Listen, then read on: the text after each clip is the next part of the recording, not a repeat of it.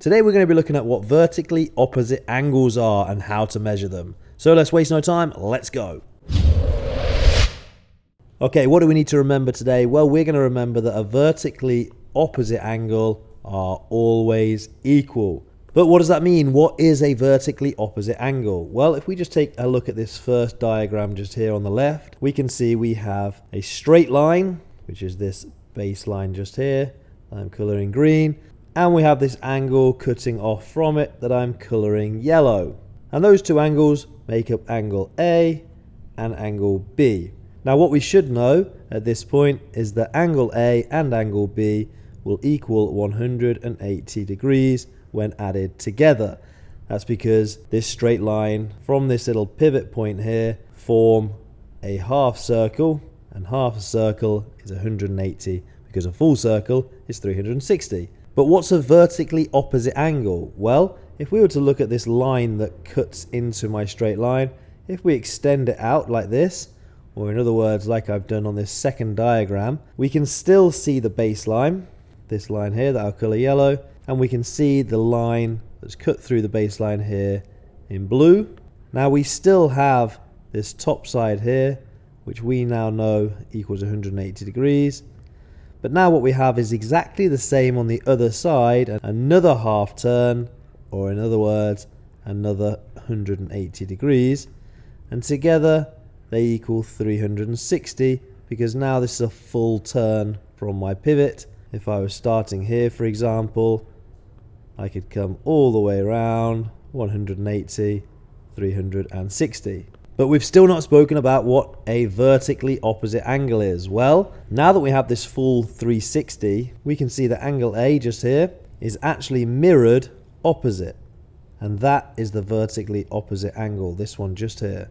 So we have A on this side, but opposite it on the other side, I also have angle A. And just the same, where I have angle B, this little wedge just here, I actually have exactly the same angle on the other side. This is also angle B.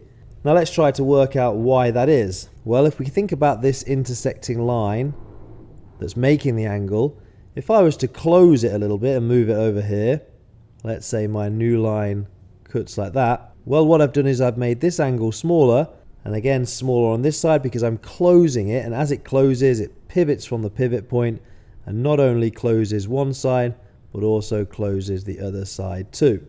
So now I would have angle C just here and angle C just there. But what we should be able to see is that angle A just here is going to be the same as angle A opposite, or the vertically opposite angle, and angle B is going to be the same as its vertically opposite angle, the other angle B.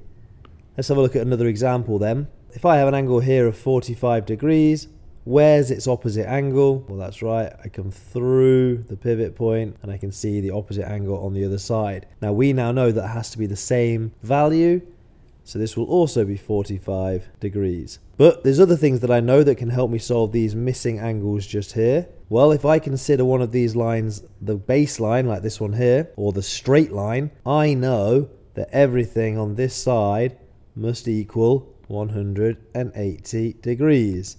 So in other words, I already have 45 degrees and I'm looking for this missing value here. So I know that 45 added to something equals 180.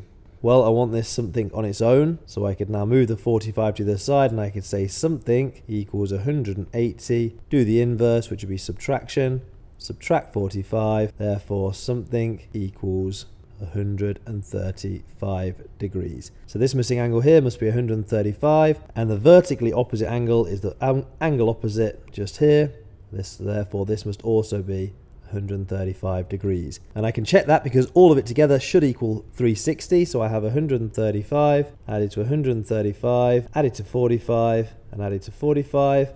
Let's add that up. 5, 5, 5, 5 is 20. 2 plus 3 is 5. Plus 3 is 8. Plus 4 is 12. Plus 4 is 16. And 1, 2, and 3 gives me a total of 360.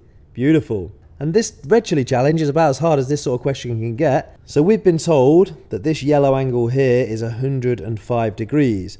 Well, let's have a look at the vertically opposite angle, and we can see that the vertically opposite angle has been split in two. So we know that all of this should equal 105, but so far we've only been told that some of it is 75. What is this missing angle here? Well, I know this angle just here should be 105, so 105 equals 75, because we've been given that value, plus x. But I want to get x on its own, so let's move 75 to the other side of the equal sign and say 105 subtract 75 equals my x. Therefore 105 subtract 75 equals 30. So 30 equals x, or x equals 30. Plug it in, 30 degrees. I can check 30 plus the 75 is 105. Beautiful. Now it's your turn. Can you work out the missing value of this x in this diagram? Remember what you now know about vertically opposite angles being the same? Take your time, have a look at it, and put your answer in the comment section. And there you have it. That is what a vertically opposite angle is and how to work it out. We've had a look at some problems and we've seen how hard it can get. Hopefully this video has been helpful for you. If it was, think about heading over to themathshelter.com, where you're going to find loads more videos to help you with everything you need to know about your year group's maths. But for now guys, see you in another video. Peace out.